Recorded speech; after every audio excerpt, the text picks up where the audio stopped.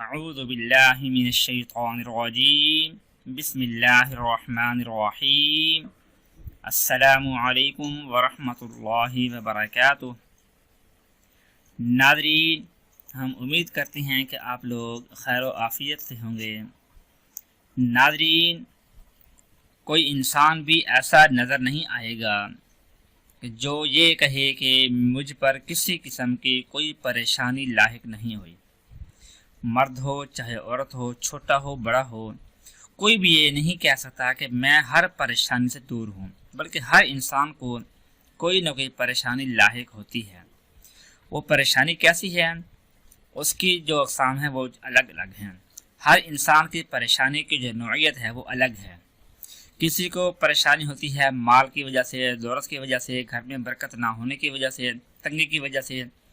کسی کو پریشانی ہوتی ہے کہ پیسہ بہت ہے، اس کو میں خرچ کیسے کروں، کہاں کہاں خرچ کروں۔ کسی کو پریشانی ہوتی ہے کہ وہ اس کو جب بھی کسی سے کوئی کام پڑتا ہے تو اس کا وہ کام پورا نہیں ہوتا۔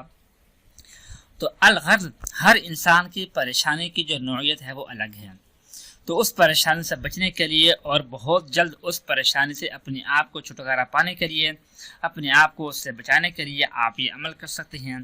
انشاءاللہ اس عمل کے برکت سے جس طرح کی بھی پریشانی ہوگی، جس طرح کی بھی کوئی مصیبت ہوگی، وہ ہمیشہ ہمیشہ کے لیے ختم ہو جائے گی۔ وہ عمل ہے، دعا ہے چھوٹی سی، یا حی یا قیوم برحمتک استغیث، یا حی یا قیوم برحمتک استغیث، یا حی یا قیوم برحمتک استغیث۔ یہ دعا ہے، اس کو پڑھنا ہے آپ نے۔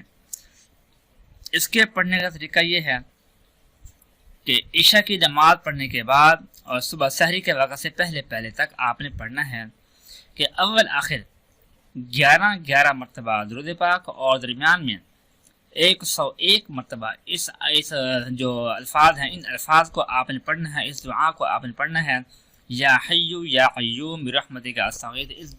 ان کا ورد کرنا ہے آپ نے 101 مرتبہ۔ پھر اس کے بعد وہیں بیٹھ کر آپ نے اللہ تبارک و تعالیٰ کے سامنے اپنے دونوں ہاتھوں کو پھیلا کر دعا کرنی ہے، اور جو آپ کی پریشانی ہے اس کا تصور کرتے ہوئے اور اس پریشانی کے ختم ہونے کی آپ نے اللہ سے دعا کرنی ہے۔ پھر اس کے بعد آپ نے اگر سونے سے پہلے کرنا چاہیں تو پھر سو جائیں، اور اگر سو کر اٹھ کر کریں گے تو پھر اس کے بعد تہجد کی نماز پڑھ لیں اور اپنا معاملہ اللہ تبارک و تعالیٰ کی ذات پر چھوڑ دیں۔